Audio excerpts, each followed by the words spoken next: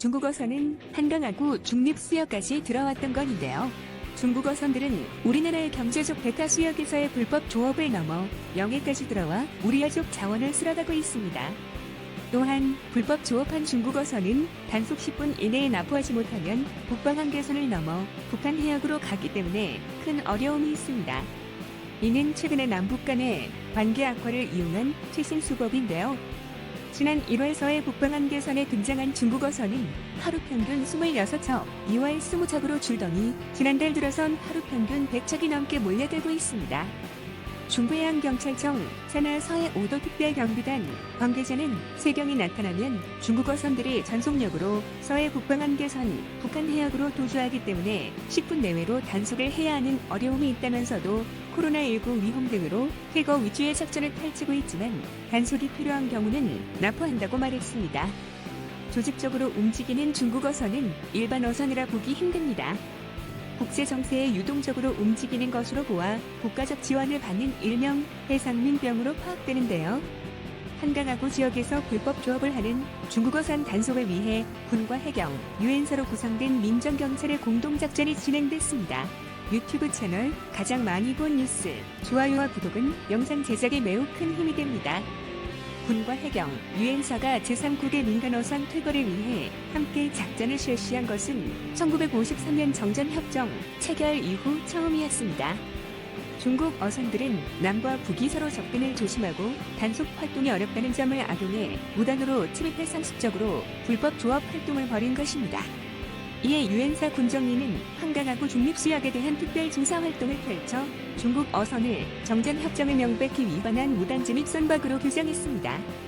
우리 해병대와 해경, 유엔사 요원으로 구성된 민정경찰이 두 척 모두를 중립수역 밖으로 몰아냈습니다. 중립수역에서 민정경찰이 퇴거 작전 중이라는 걸 모르는 중국 어선들이 자꾸 들어오는 것으로 군은 판단하고 있습니다. 또한 해군은 남북한과 중국어선까지 얽힌 꽃게잡이 갈등이 군사적 충돌로 비화할 가능성에 대비해 해상기동, 실사격 훈련에 나서기도 했습니다. 적 경비함이 서해 북방 한계선을 침범한 상황을 가정한 훈련입니다. 실탄을 사격해 목표물을 초토화시키는 모습을 보여줘 중국 불법 어선의 간담을 서늘하게 했죠. 이지스 구축함, 율곡 이함과 한국형 구축함, 을지문덕함, 유독한 고속함 황도현함이 훈련을 하였고 주포와 골키퍼 등 일제히 사격훈련 실행하여 모든 상황에 대비했습니다. 우선 최전선의 신의 방패 율곡이 이함이 적대함, 유독한 공격에 대해 SM-2 대공 미사일과 RAM 근거리 유독한 요격 미사일 등으로 해역의 방공망을 설정하고 을지문덕함고 황도현함이 신의 방패 뒤에서 해성 대함 미사일과 하푼 대함 미사일을 이용적 경비정을 우선 타격해 주포와 골키퍼를 이용하여 중국어선들을 제거하는 훈련이었습니다. 이와 같이 강경하게 대응하는 이유는 중국어선이 넘어서는 안 될 선을 계속 넘고 있기 때문입니다. 얼마 전 중국어선이 우리나라 태극기를 달고 북한 영해에서 조업한 사실이 드러난 것입니다. 한 전문가에 따르면 이 어선은 링유양 0002호로 우리나라 어선법에 따르면 한국 선박은 겉면에 쉽게 식별이 가능한 크기의 한글로 배의 이름을 표시해야 하는데 해당 어선에는 한글 표시조차 없었습니다. 또한 우리나라 당국은 링유양 000이라는 이름의 어신이 등록되지 않았고 입출한 기록도 없다고 말하고 있습니다. 이번 사례는 중국어선이 대북 제재로 금지한 북한 해역 조건을 서두른 뒤 국제사회의 이를 한국에 소행으로 프레임을 씌우기 위한 것으로 보고 있습니다. 또한 일본 서쪽 해안에 북한 어선으로 추측되는 유령선이 발견되고 있습니다. 이는 중국어선 900여 척이 일본 해역을 통해 북한으로 넘어가 대규모 어업을 벌였고 최근 생애 대북 제재로 식량난을 겪자 김정은이 북한 어민들에게 어획량을 늘리라는 지시와 함께 맞물린 것으로 보고 있습니다. 중국 어선으로 인해 동해 어획량이 급격히 낮아지니까 북한 공산당으로부터 내려온 지시를 따르기 위해 일본 해역까지 넘어가게 되는 것이고 노후된 선박과 좋지 않은 항해 보조 장비 때문에 항로를 이탈하고 표류하다 유령선으로 발견되는 것이죠. 중국은 하다못해 아프리카까지 해양 수탈을 이어가고 있습니다.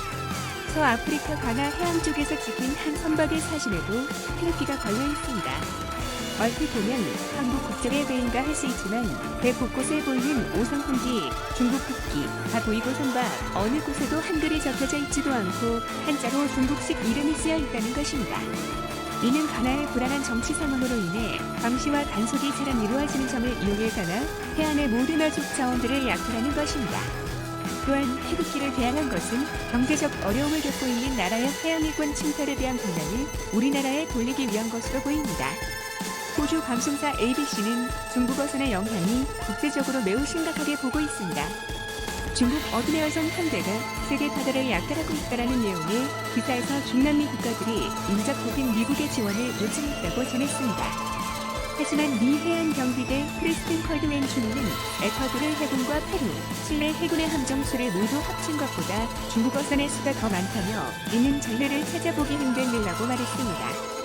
위성 추적 자료 영상으로 봤을 때 중국 어선들은 에콰도르의 배타적 경제 수역 경계선을 따라 촘촘히에 원쌌습니다.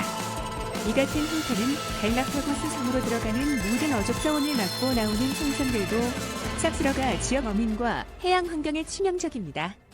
또한 ABC는 2013년 시진핑 주석이 중국 선원들에게 더 큰 배를 만들고 더 멀리 모험하며 더 큰 물고기를 잡을 것을 촉구한 바 있습니다. 이는 중국 정부가 대놓고 불법 조업을 독려하고 지원했다고 볼 수 있습니다. 그러면서 ABC는 중국이 자국의 어선들이 지속적이고 합법적으로 행동하도록 하기 위해 노력하고 있다는데 이러한 일이 세계 곳곳에서 일어나고 있는 것에 대해 중국 농무부의 논평을 요구하였습니다. 하지만 중국 농무부는 아무런 답변을 하고 있지 않다고 말했죠.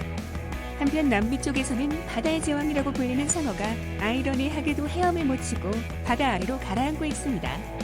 또한 단속에 걸린 중국 어선에는 갈라파고스에서 가장 큰 상어가 포획되어 있었고 심지어 그 배에는 약 6천 마리의 상어가 냉동 상태로 보관되어 있어 전 세계가 충격을 받았습니다. 마치 도살장을 연상케 하는 분위기였습니다. 상어 지느러미 요리 샥스핀이 중국에서 고급 음식이고 발미로 통하여 매우 비싸게 거래되고 있기 때문에 이렇게 무분별하게 포획하는 것인데요. 그렇게 중국 어선에 의해 지느러미를 제거당한 상어들은 구레가 없기 때문에 계속 헤엄치지 않으면 가라앉게 되죠. 상상만으로도 무시무시한 상어가 바다에서 입사하고 있어 현재 그 해역 상어들은 멸종 위기에 처했습니다. 하지만 상어 지느러미를 채취하는 일은 에콰도르를 포함한 남미 쪽의 불법인데요. 중국 어선의 상어 사냥은 줄어들지 않은 기미입니다.